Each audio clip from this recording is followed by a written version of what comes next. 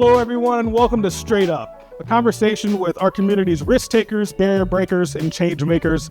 My name's Al Carroll. I'm the president and CEO of Indie Hub. I want to say thank you to our special guest and have our audience join me in welcoming the 51st governor of Indiana, Governor Eric Holcomb. Great to be with. Thank you. Cheers. Governor, you're from Indianapolis. You're a proud graduate of Pike High School. How does growing up in a place like Indianapolis impact your perspective on diversity in the state and how you approach the job?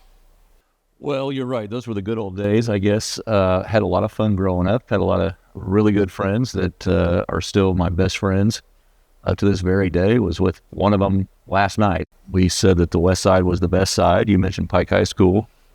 In my class, our motto was the mix of 86.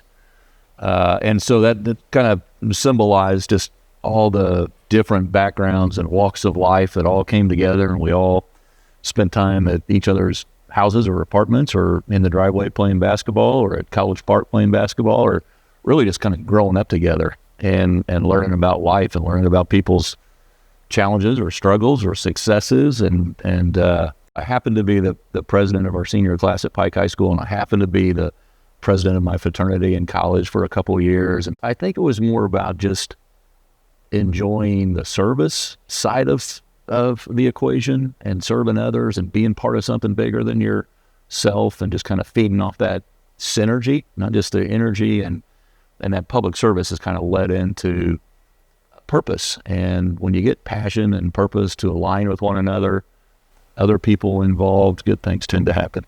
I think that's really great for our audience to hear too. I want to talk to you about service. I think service has been a big part of your life. You joined the Navy, right, just after that time at Hanover. Can you talk to me about that your experience as a veteran and leading the state? At that time, post-college, I was thinking about how relatively, easy I had it growing up, and how I'd met a number of folks who had put it on the line and really put it all out there and served in uniform. And you start to really understand, at least for me, how important a plan of the day is and how to carry out that plan smartly, how to build a team around you, how the person to your left or to your right, guy or gal, is just as important as everyone else, no matter how junior or senior they are. It's a total team effort. And that's what you get from that kind of core integrity of building a team. And that for sure came directly from the Navy. Again, I'm not saying I had a good life growing up, had two very loving parents, but that was a whole different environment. And then to be able to kind of see the world, I mean, it wasn't just a slogan. I ended up living in Lisbon, Portugal for 3 years, and you got to do more than learn the language to eat. You got to, at that time I was working with, it was a little underground NATO war headquarters, and it was 16 different nations. And so you learn about other people's cultures. I really appreciate that. So we've seen an attempted assassination of the former president. We've seen the unprecedented withdrawal of the sitting president who was seeking his party's nomination for re-election. We're living in historical times. How would you describe the political climate as an elected leader leaving office? And where would you like to see the conversation go moving forward? The way that we communicate, the way that we spread truths or mistruths or disinformation or misinformation, you can literally watch two different channels and get two different variations of what happened and a different take on it. So people are left with, what do I believe? Like, what is true? I've tried to kind of model my conduct, unapologetically, by the way, to be a kind of positive force. And not just me, but the team. And so everyone knows that, if you start to fly solo in a different direction and attack for just attacking's sake, that's frowned upon. And so I think if you look back over the course of 7.5 going on 8 years, you'll see that we've tried to remain very constructive, very respectful, focused on what we're for, not what we're against, focused on building up, not tearing down. And I think, there's two sides to the magnet, and the positive side of the magnet is just as powerful as the negative side. And so it really is incumbent upon us to model the conduct that we want to see out there. It starts with us. As our leader, what do you want young people in the state to know about the opportunity that exists in Indiana? There are so many pathways and opportunities to discover what your purpose is, and then to be able to align that with your passions. And that may require you to try a number of different things. It can be a lot costlier in some other areas of the country. So I would argue that this is not going to come out right, but you have a whole lot more opportunity to fail here time and time again, whether it's in venture capital pursuits and still be able to afford to get back up on your feet and go again.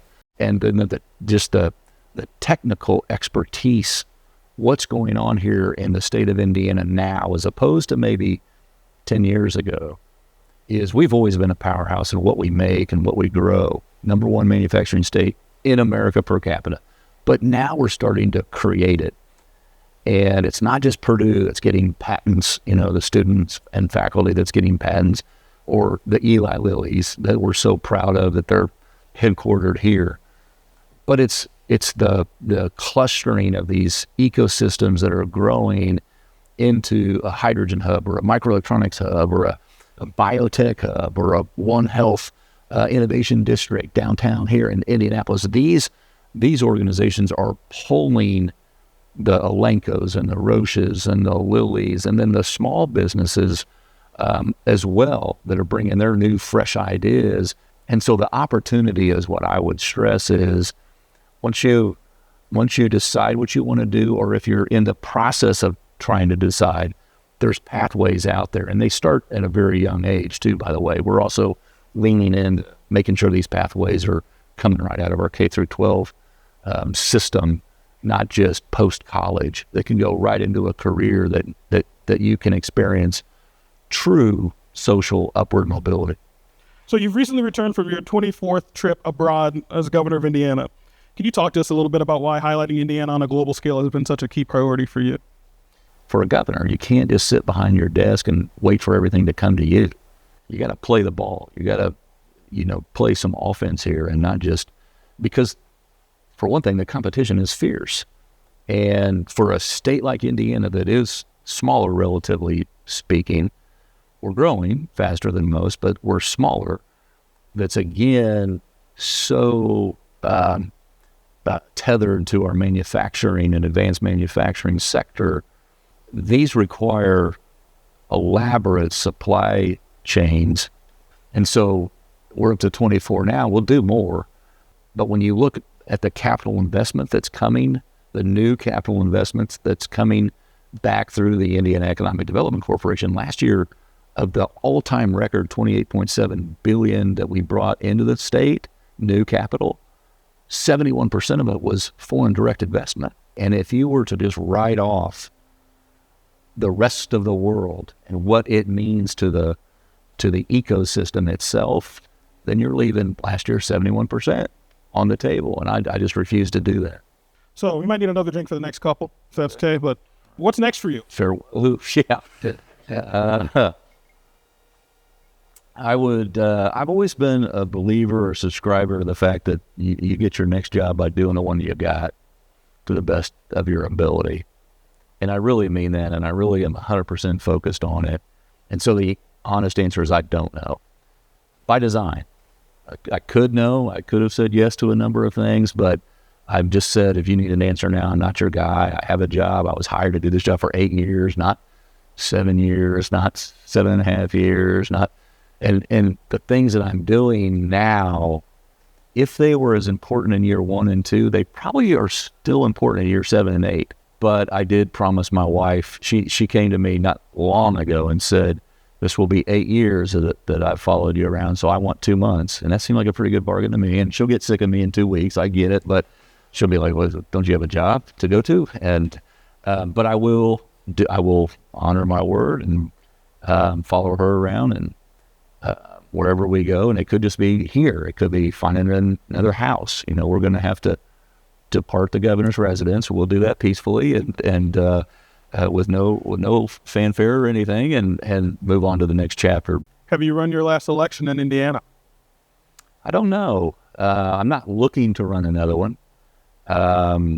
And I certainly don't rule anything in or out on that front, but it is time. I'm a firm believer, as much as I enjoy this job, and I do enjoy this job, that 8 years, they always, you remember the show 8 is enough? I think 8 is enough for this office as well. And it's time for fresh ideas and folks to be reinvigorated and kind of shuffling of the deck, and folks who have worked in this administration for so long to go out and kind of explore and push their horizons as well. Well, I appreciate it. Thank you so much. Yeah, great to be with you. Likewise. Likewise. I want to say thank you to the 51st Governor of Indiana, Eric Holcomb, for being here with us. Join me in saying thank you, please. Cheers, Governor. Cheers. And I also want to say thank you to our friends at Innovative for their work in producing the show today. I also want to say thank you to Hotel Tango for hosting us. Hotel Tango, you can find their spirits all over the United States. Look for Hotel Tango wherever you travel or host events. Thank you.